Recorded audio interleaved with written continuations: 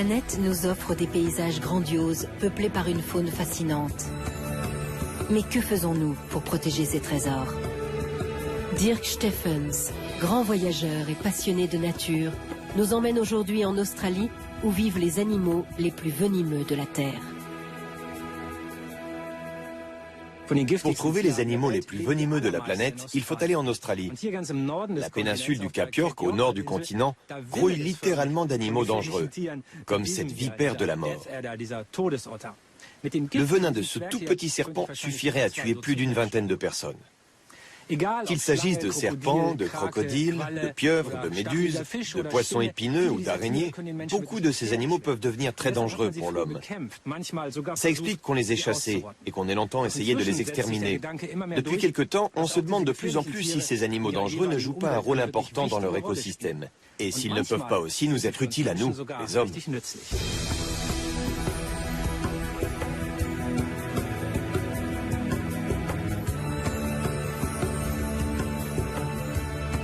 Avec toutes les espèces dangereuses qu'on y croise, l'Australie peut donc réserver de grandes frayeurs.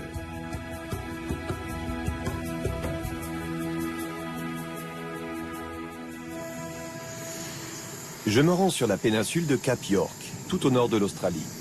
Il n'y a pas d'endroit plus dangereux en termes d'animaux venimeux. Un vieil ami m'attend là-bas, Brian Fry, l'un des chercheurs en venin les plus réputés du pays. Hey Brian, ça fait longtemps. Comment vas-tu? Bien, j'ai du nouveau. Du nouveau? Un serpent? Deux serpents. De quelle espèce s'agit-il? Des serpents tatoués. Je viens de dire que tu étais un grand scientifique, mais tu es quand même un peu original dans ton genre. Au moins, je m'amuse. Allez, on y va.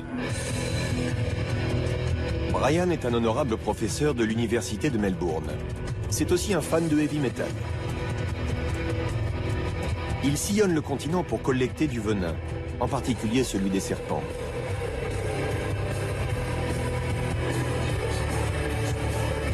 Le venin est utilisé par l'industrie pharmaceutique dans la recherche d'antisérums et le développement de nouveaux médicaments. Quel est l'intérêt des venins d'animaux ? Le venin est un stade suprême d'évolution. D'un côté, on a le prédateur, de l'autre, la proie. Le venin crée une interaction chimique entre les deux. Il produit un effet extraordinaire. Aujourd'hui, Brian prévoit d'attraper des serpents marins, venimeux bien sûr, et si possible en grande quantité. Plus il récolte de venin, meilleur c'est pour ses recherches.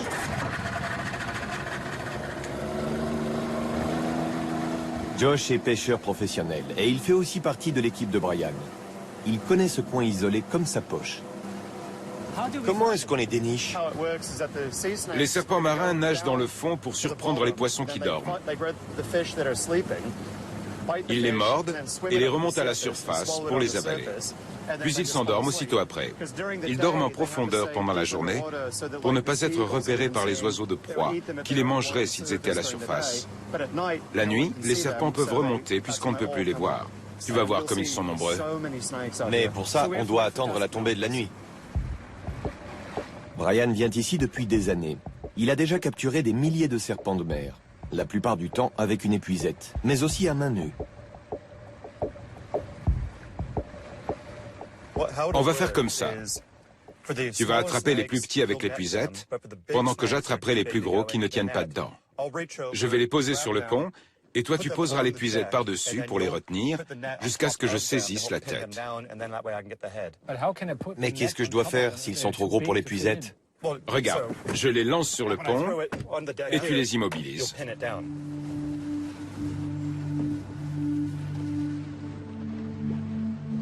Brian fonctionne à l'adrénaline. Le danger l'excite. Mais malgré toute son expérience, son métier reste dangereux.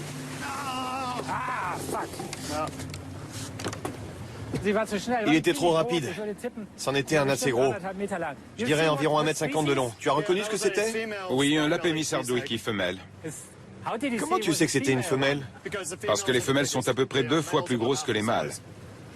Tous les serpents marins sont ovipares et les femelles sont plus grosses. Des fois, je me demande si je dois croire tout ce que me raconte Brian. Alors, c'était vraiment une femelle? T'es vraiment certain que c'était une femelle? Catégorique. C'est lui le spécialiste.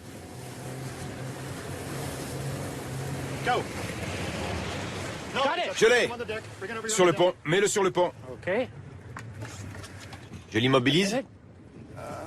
C'est bon. Là? Touche sa peau. Tu sens comme elle est râpeuse? Elle est presque coupante.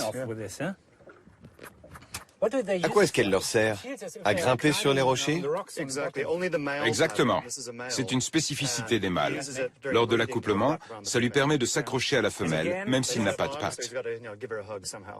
Les serpents ont des crocs venimeux relativement courts, assez longs cependant pour transpercer la peau. On croit que ces serpents sont incapables de mordre. C'est faux. Mais je ne suis pas complètement crétin, et j'ai pensé à retirer mon doigt du gant. Le venin de serpent de mer est l'un des plus puissants qui soit.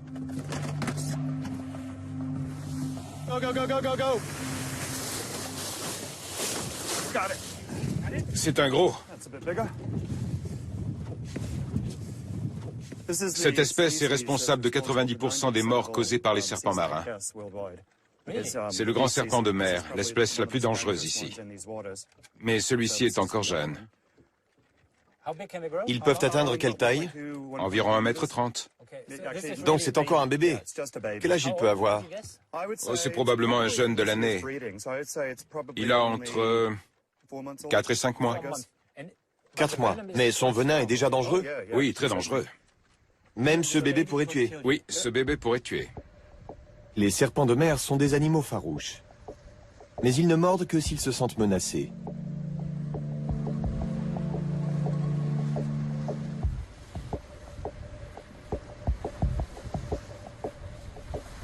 Est-ce que tu t'es déjà fait mordre?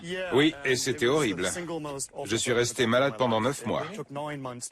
9 mois? C'est quoi les symptômes? Une véritable torture. Tu vois, les courbatures que tu peux avoir quand tu as fait beaucoup de sport, eh bien, imagine cette douleur en plus intense et qui s'insinue dans tous tes muscles. C'est horrible, vraiment horrible. On t'a administré un contrepoison? Oui, à l'hôpital, sinon je serais mort. On dit qu'en Australie, l'approvisionnement en contrepoison est meilleur qu'ailleurs. C'est vrai? Oui, c'est pas pour rien que l'Australie est surnommée le continent venimeux. On trouve ici plus d'animaux à venin que partout ailleurs. C'est une de nos spécialités. Nous continuons nos recherches. Il se passe alors quelque chose d'extraordinaire. Nous assistons à un phénomène que malgré toutes ces années d'études, Brian n'a encore jamais pu observer. L'accouplement de serpents de mer.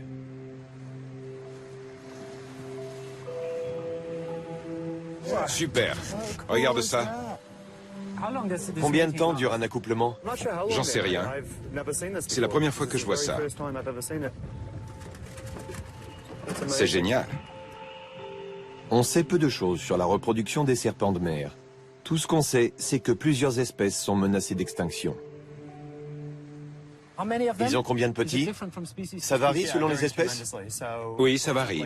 Le Lapémis hardwicki n'a que 2 petits à la fois. En liberté, ils vivent jusqu'à 4 ou 5 ans seulement et ne s'accouplent que 2 fois dans leur vie. Ça explique pourquoi l'espèce est mise en danger quand des serpents sont pris dans les chaluts. Ce faible taux de reproduction les rend particulièrement sensibles à l'activité humaine. Absolument. Les serpents de mer ne font pas partie des espèces les plus appréciées. Mais est-ce qu'il y a une évolution dans nos comportements? Est-ce qu'on ne se préoccupe pas un peu plus des animaux menaçants et venimeux? Oui et non. Même si toi, tu ne les trouves pas spécialement menaçants. Oui et non. Je pense que les gens apprennent à apprécier l'ensemble des espèces et des merveilles de la nature, même d'un point de vue purement capitaliste. As-tu idée du nombre de personnes qui souffrent d'hypertension? La plupart du temps, ils prennent des médicaments qui sont produits à partir du venin de serpent. Il y a derrière tout ça une industrie de plusieurs milliards de dollars et un nombre inimaginable de vies en jeu. Le venin est irremplaçable dans ce genre de traitement. Toutes les espèces sont importantes. Si nous détruisons les serpents, c'est comme si nous jetions des milliards de dollars à la mer. Nous nous arrêtons vers minuit.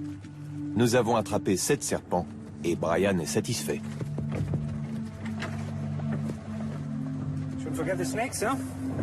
Brian analysera le venin des serpents dans son laboratoire de Melbourne. Nous retournons à l'hôtel. Et c'est là que je fais connaissance de la créature la plus dangereuse de toute l'Australie. Le crapaud buffle. On le trouve partout, et en particulier à proximité des hommes. Regardez-moi ça. En fait, je suis sorti de ma chambre parce que j'ai du linge sale. Et la machine à laver se trouve de l'autre côté. Et voilà plein de crapauds buffles. Il faut absolument que je les montre à Brian. L'histoire des crapauds buffles en Australie est très particulière. Cet animal originaire d'Amérique du Sud a été introduit pour la première fois dans les années 1930 pour lutter contre les ennemis des cultures. Hélas, les crapauds mangent tout. Les nouveaux venus se sont installés très rapidement partout sur le continent. Le problème, c'est que le crapaud buffle est particulièrement toxique et donc immangeable pour la plupart des espèces indigènes. Brian, regarde. Qu'est-ce qu'il y a? Une invasion de crapauds buffles. On va en attraper un. C'est un des plus grands fléaux en Australie. Tu aimes les animaux venimeux en général. Celui-là aussi? Non, parce qu'il tue des espèces australiennes. Regarde. Il m'a pissé dessus. Arrête.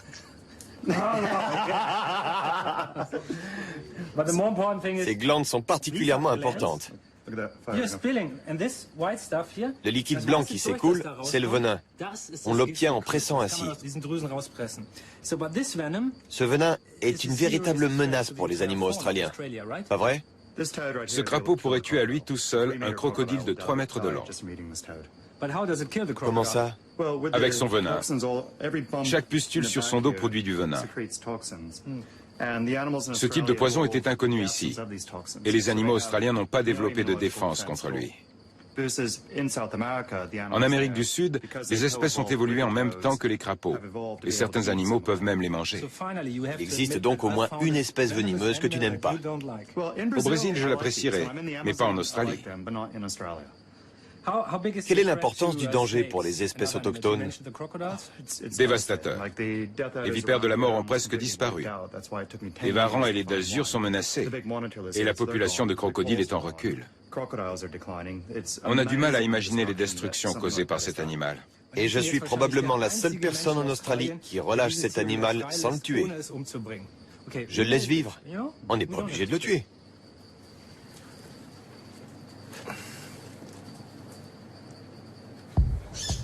Les crocodiles font partie des principales victimes des crapauds buffles. Il n'y a pas que les grands crocodiles de mer. Les crocodiles d'eau douce, qu'on appelle les freshies, souffrent beaucoup plus. Les crapauds venimeux les ont déjà décimés.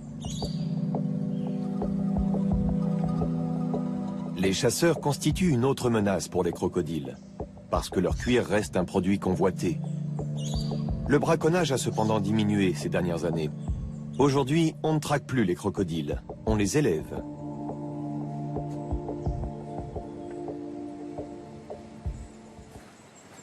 Hartley's Creek est une ferme de crocodiles dans l'état du Queensland. Le gérant, Nick Stevens, me montre comment on élève des sauriens.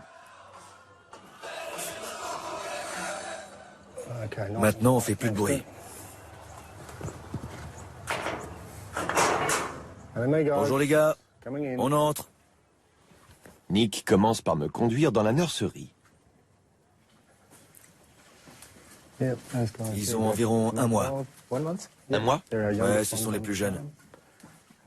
Par là, il y en a qui sont un peu plus âgés. 2500 crocodiles sont élevés chaque année à Hartley's Creek. C'est un commerce florissant. Il existe 17 fermes similaires en Australie. On va bientôt trier ce bassin. Ils ont tous l'air en forme. Oui, très détendu. Pour ma part, je suis tout sauf détendu. Et je commence même à transpirer. Il fait tellement chaud ici que j'ai l'impression d'être emmitouflé dans une couverture chaude et humide. Pourquoi il fait aussi chaud ici?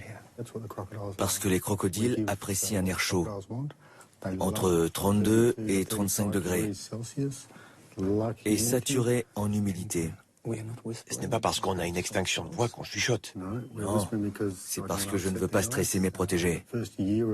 Avant l'âge d'1 an, les petits sont encore très sensibles, et il faut qu'ils se sentent bien ici.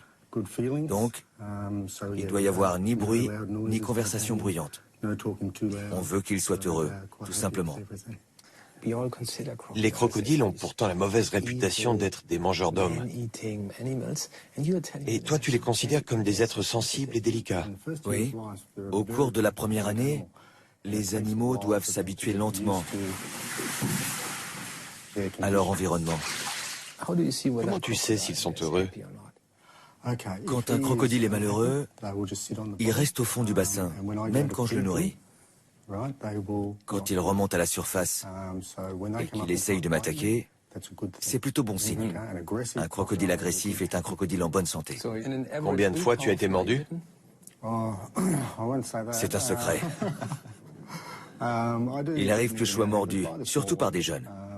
Avec les gros, on est plus prudent et on respecte scrupuleusement les règles de sécurité. Mais quand les petits mordent, j'ai parfois besoin de points de suture. Tu as l'habitude. Oui. Et s'ils sont heureux, moi aussi je le suis.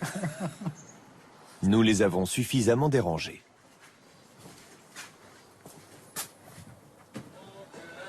À quoi sert la radio? Tu l'éteins quand on entre et tu la rallumes quand on sort. Ça permet aux jeunes de s'habituer aux voix humaines. Tu mets de la musique pour les crocodiles? Oui, uniquement pour les crocodiles, pas pour moi. Qu'est-ce que tu crois? Ils doivent s'habituer au bruit, aux humains et aux voix. Comme ça, ils ne s'inquiètent pas si je parle un peu avec eux quand je viens les nourrir. Qui a eu cette idée? Toutes les fermes font ça depuis plusieurs années. Il y a de la musique presque partout. Alors, est-ce qu'ils sont plutôt country ou classiques? Ils sont rock'n'roll. Rock'n'roll.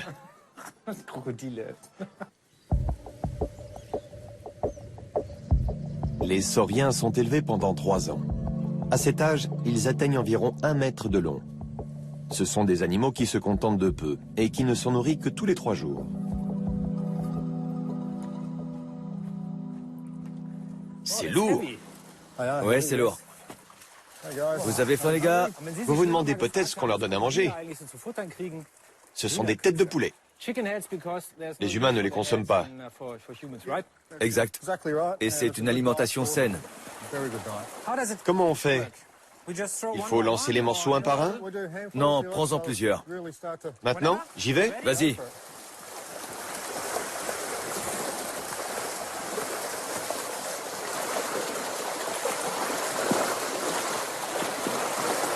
C'est un peu le repas du condamné pour ces animaux. Ils seront en effet bientôt abattus et leur cuir exporté, principalement vers le Japon et la France.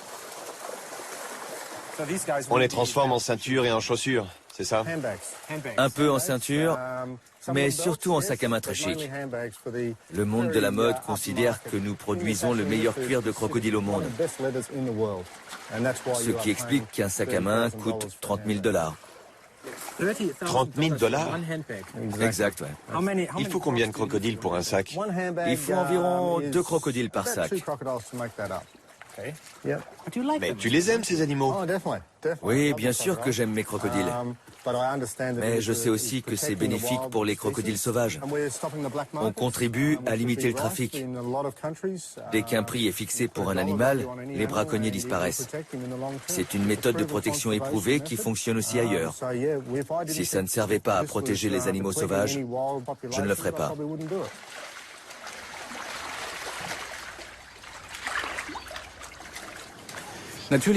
Bien sûr, l'idée d'élever des crocodiles en aquarium dans le seul but de les transformer en ceinture ou en sac à main n'est pas forcément des plus sympathiques. Mais comme bien souvent, il s'agit d'un problème plus compliqué qu'il n'y paraît. En effet, depuis que les négociants de cuir de crocodile peuvent acheter les peaux légalement et en grande quantité auprès des fermes, la chasse illégale dans la nature a quasiment disparu.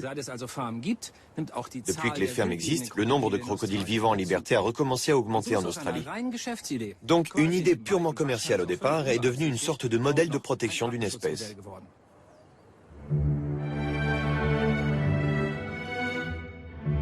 Les animaux venimeux ne vivent pas uniquement sur la terre ferme, mais aussi dans les eaux qui entourent l'Australie. La Grande Barrière de Corail, située devant la côte orientale du continent, est le massif corallien le plus long et le plus impressionnant sur Terre, avec ses 2300 km de long. Et l'endroit grouille lui aussi de créatures venimeuses. Jamie Seymour de l'université James Cook est le spécialiste des poisons sur la Grande Barrière. Il en étudie les habitants venimeux depuis une vingtaine d'années. Pour Jamie, la diversité unique de la faune dans la Grande Barrière de Corail explique qu'il y ait plus d'espèces venimeuses que partout ailleurs. La Grande Barrière de Corail est un écosystème très rude. Les coraux doivent lutter à chaque instant pour préserver leur territoire. Ils n'ont pas le choix. S'ils ne veulent pas être envahis par d'autres espèces, ils sont obligés de se défendre. Et les animaux comme les méduses et les coraux n'ont que leur venin pour se défendre efficacement. Aujourd'hui, Jamie veut attraper un poisson-pierre. Ce n'est pas très facile, puisqu'une seule piqûre peut parfois suffire à tuer un être humain.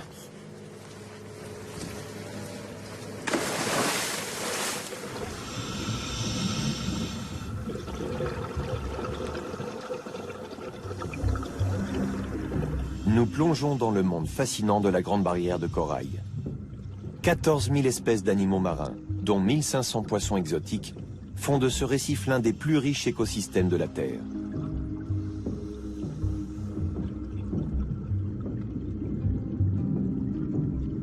Personne ne sait combien d'espèces sont venimeuses, mais il vaut mieux ne pas toucher à ce qu'on ne peut pas identifier comme inoffensif.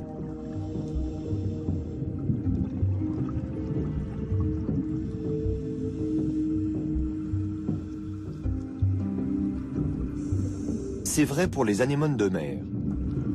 Elles sont dotées de tentacules venimeux et cette fois-ci, je préfère garder mes gants.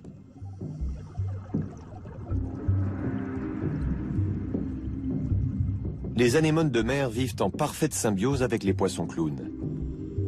Le poisson défend l'anémone contre les attaques. En contrepartie, le venin de l'anémone tient les ennemis du poisson clown à distance.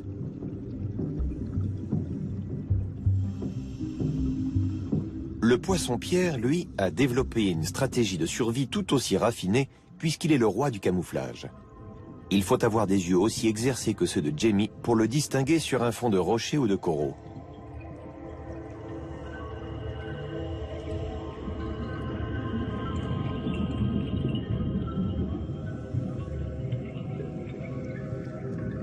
Nous joignons nos forces pour tenter de déloger l'animal de son anfractuosité.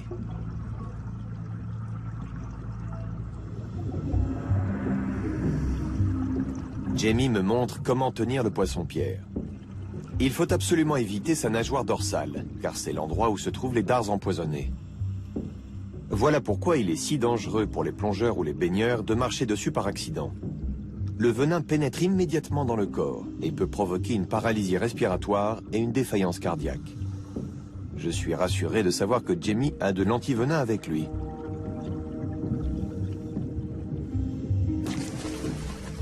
Nous avons rapporté notre prise à bord sans incident.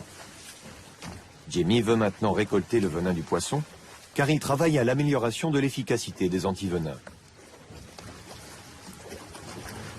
Notre poisson-pierre va bien. Il est maintenant dans sa glacière. On a aussi une pompe à oxygène que les aquariophiles reconnaîtront. On va donc pouvoir passer aux choses délicates. Je dois le sortir sans me faire piquer. Allez, calmement. Il ne veut pas. Il ne joue pas le jeu. Et voilà. Je le tiens.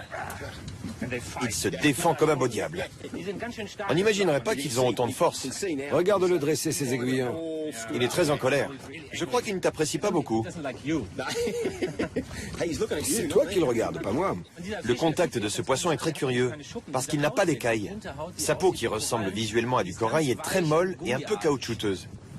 Là, on aborde la phase la plus délicate. J'ai promis à Jamie de traire un poisson. Je n'ai encore jamais fait ça, surtout sur un poisson venimeux. Voyons ce que ça donne.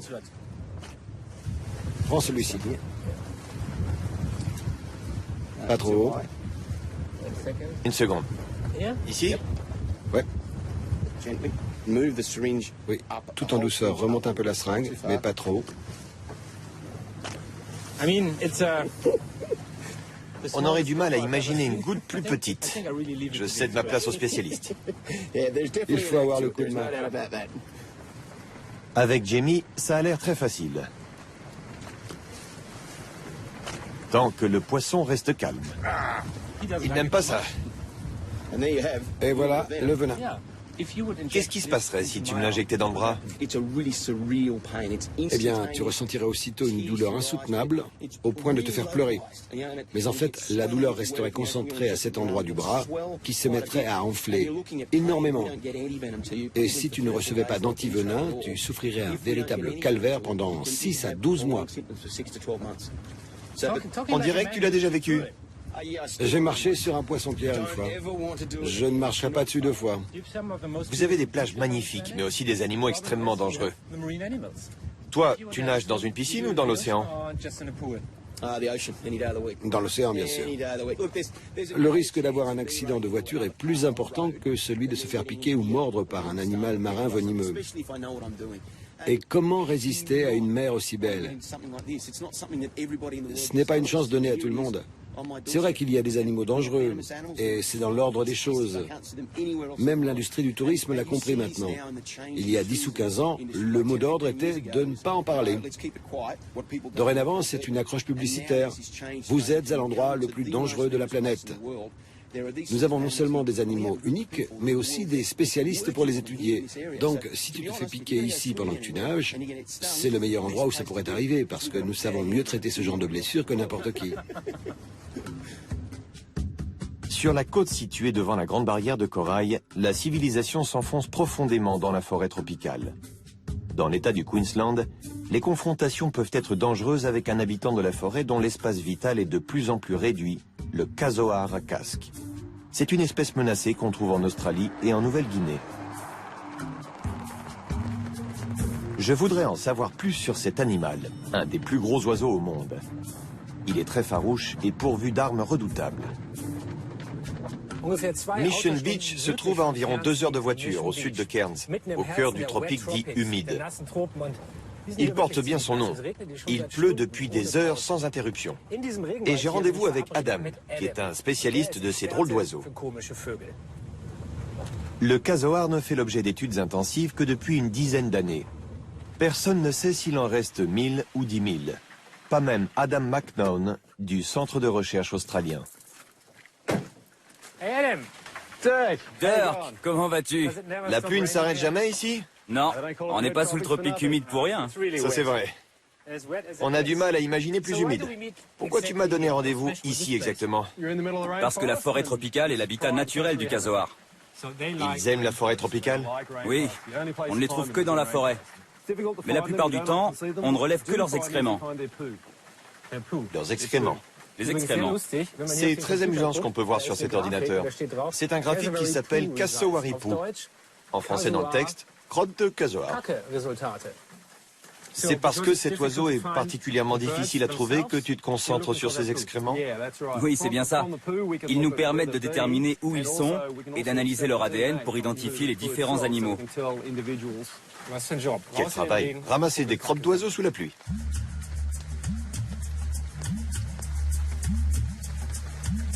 Le casoar peut avaler de gros fruits et rejeter les noyaux intacts. Cet oiseau coureur est par conséquent d'une valeur inestimable pour la forêt tropicale australienne.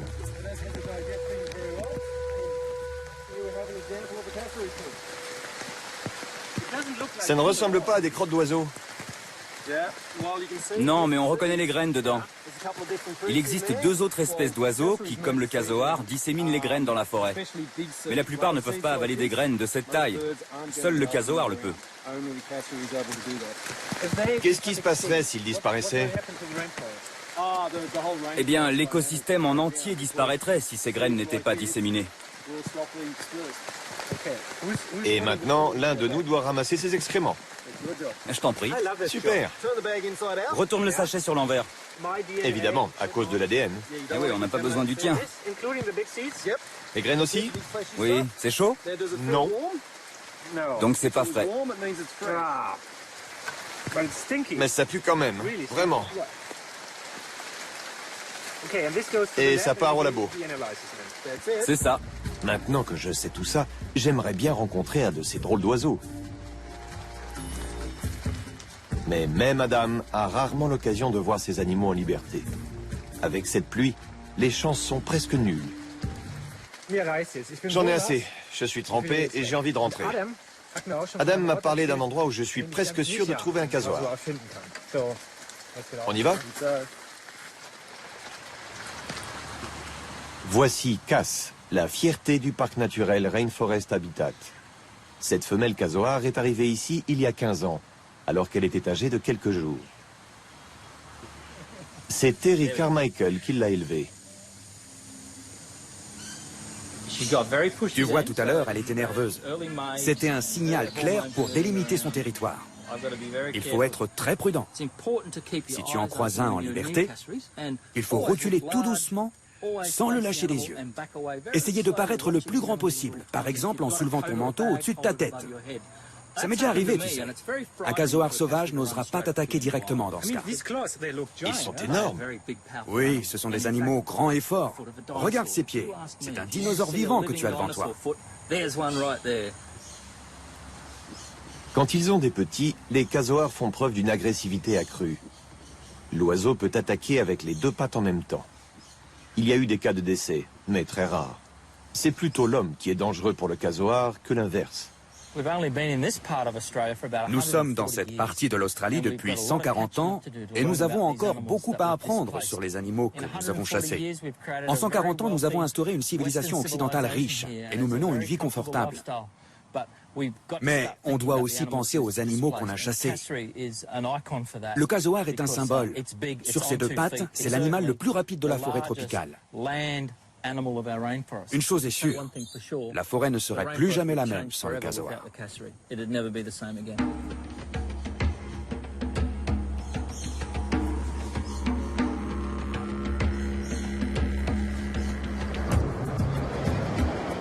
Je suis revenu à Cap York, à l'extrême nord de l'Australie, pour retrouver Brian Fry. Notre spécialiste des serpents est sur une nouvelle piste. Aujourd'hui, il est à la recherche de vipères de la mort. C'est l'heure où les serpents commencent à être actifs. Quand ils sortent de l'herbe et atteignent la route, ils constatent que la température du sol est supérieure de 5 à 8 degrés à celle de l'herbe. Du coup, ils restent sur place pour en profiter.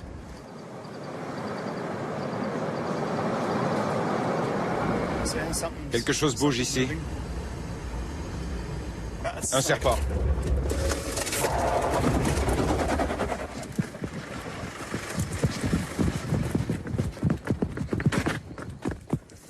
Je l'ai. On le saisit de cette manière. Elle est en colère. Ça peut se comprendre. Ça y est, il faut bien la tenir. C'est bien une vipère de la mort. Un des serpents les plus dangereux d'Australie. Et pourtant, il est si petit. Pourquoi ce poids plume est aussi mortel? Parce qu'il en est capable. En fait, les vipères de la mort chassent à l'affût.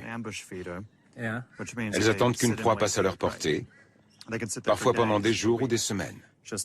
Elles attendent, attendent, attendent, jusqu'à frapper. Elles n'ont pas le droit à l'erreur. Chaque morsure doit être précise et absolument mortelle. Donc 2 raisons. Elles attaquent en un éclair. Exactement. Mais tu as dit... Oui, mais elles se déplacent très lentement. Elles compensent leur lenteur par la rapidité de leur attaque. Et c'est l'attaque la plus rapide d'Australie, c'est bien ça? Oui, et de loin. Et leur venin est très puissant parce qu'elles ne peuvent pas poursuivre leur proie. Oui. Quelque part, je suis content que ce soit toi qui récupère le venin. Tu es prêt?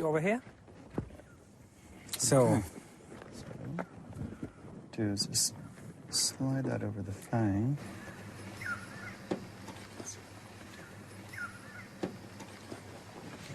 Quelle est la particularité de son venin? J'ai été mordu par une vipère de la mort une fois. Comment le décrire? Ce n'était pas que désagréable. Comment dire? Est-ce que ça fait l'effet d'une drogue? Absolument. J'étais heureux. J'en aurais presque dansé. Sauf que j'étais paralysé. Mais en moi-même... Sérieusement? Honnêtement, je n'ai jamais connu un trip pareil. Tu ne plaisantes pas. La morsure en elle-même fait mal, et après? Quand une telle vipère te mord, tu ressens bien entendu la douleur de la morsure. Mais cette douleur ne s'étend pas comme pour les serpents de mer. Le venin agit sur les nerfs, et pendant que tu es en train de mourir, tu te sens étrangement bien. Si tu veux absolument te faire tuer par un serpent, je te recommande la vipère de la mort. C'est noté. Maintenant, on doit l'emballer sans lui faire de mal.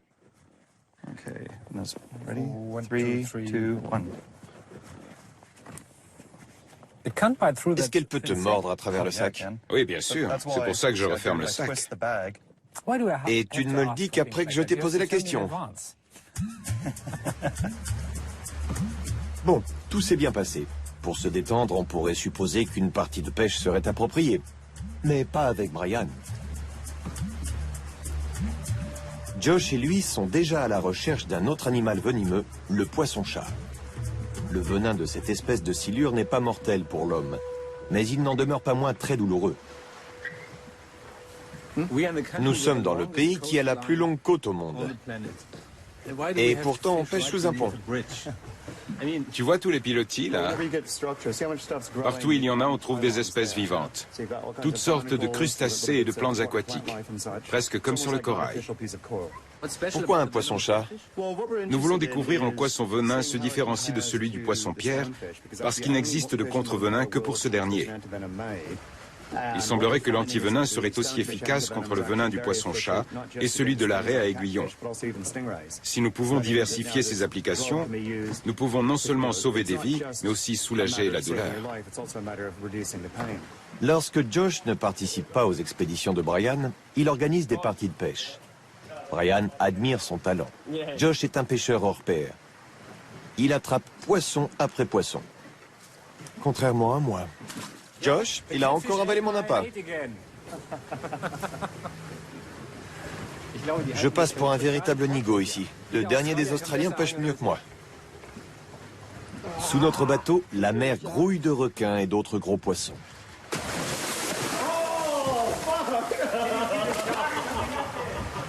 Peu importe ce que c'était, l'animal nous vole presque tout ce qu'on a pêché. Les requins mangent tout. Tu parles d'un pays, ici les requins s'invitent pendant qu'on pêche. L'Australie, croyez-moi, c'est bizarre. Josh connaît un autre endroit où on trouve des poissons-chats. Nous devons nous dépêcher avant que le soleil ne se couche.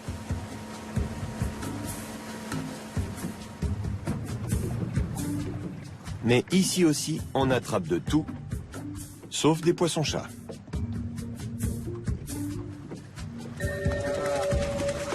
C'est un bébé requin.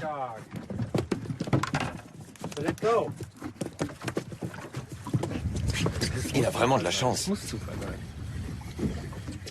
Les blessures des requins guérissent super vite. Il va se remettre rapidement. Oui, les requins sont étonnants. Il n'est pas gravement blessé. Non, pas du tout. Nous, c'est des poissons-chats qu'on cherche. Relâche-le.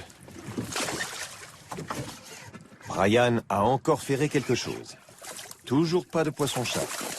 Mais une prise tout de même intéressante. Qu'est-ce qu'il est beau! C'est une raie à aiguillon. Elle aussi, elle est venimeuse. Elle possède un aiguillon sur la queue qu'elle utilise comme un fouet. Il faut faire un peu attention. Ils sont faits pour casser, en fait. Ça ne fait pas mal à la raie. C'est exactement ce genre de choses qui a tué Steve Irwin. Voici l'arme de la raie à aiguillon. Comme Brian l'a expliqué, ça ne dérange pas la raie si cette pointe casse, parce qu'elle repousse. C'est une arme défensive. Ça signifie qu'elle est faite pour se planter et rester dans le corps d'un animal qui attaquerait la raie. Voici le nez, les oreilles, et bien sûr une jolie petite gueule. Est-ce que tu sais à quoi lui sert une aussi longue queue? Elle est presque 3 fois plus longue que son corps. Les rayures noires lui donnent une allure de serpent de mer. C'est vrai. C'est du mimétisme peut-être? Non, je ne vois pas pourquoi. Je n'en ai aucune idée. En revanche, je peux te dire qu'il s'agit d'une femelle. Si c'était un mâle, il aurait des claspers sur le côté. Alors on relâche la petite, d'accord? Adieu. Brian est satisfait. Il a sa dose de venin pour aujourd'hui. On prend le requin. Je passe par en dessous. Descends, descends. Oui, je l'ai. Un magnifique poisson-chat. Mets-le sur le sol pour qu'il ne casse pas mes instruments. C'est génial.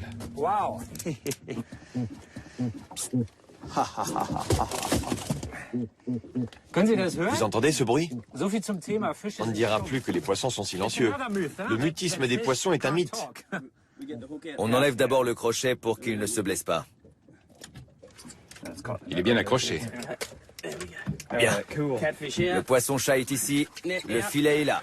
Un sacré costaud. Ils ont les mêmes aiguillons sur leur nageoire dorsale.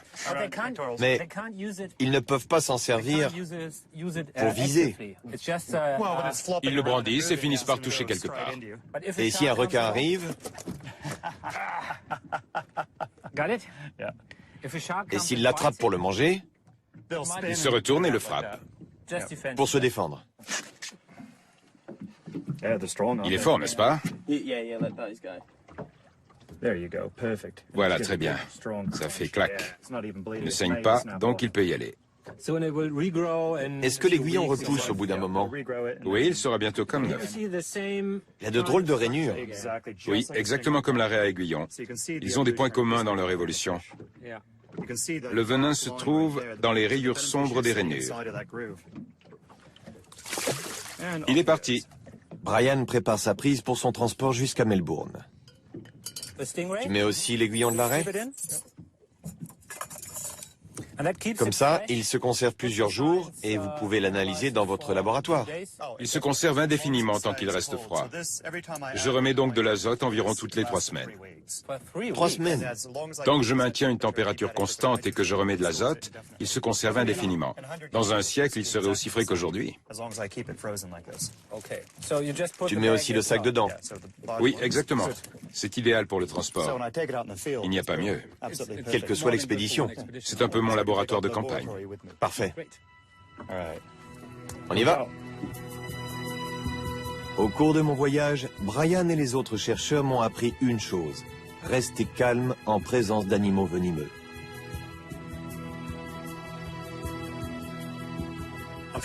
Qu'il s'agisse de poissons-pierres, de serpents ou de crocodiles, jusqu'à maintenant, les Australiens appréciaient peu les animaux potentiellement venimeux. Mais on peut dire que les mentalités ont beaucoup évolué ces dernières années. Désormais, de nombreux Australiens sont même fiers que leur continent abrite plus d'espèces venimeuses qu'aucun autre. Ils ont également commencé à se préoccuper de la protection de ces animaux.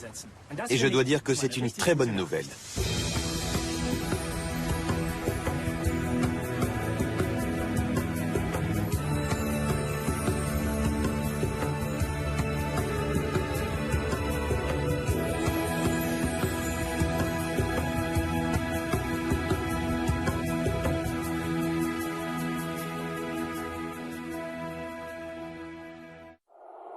Ce soir, ce sera cinéma.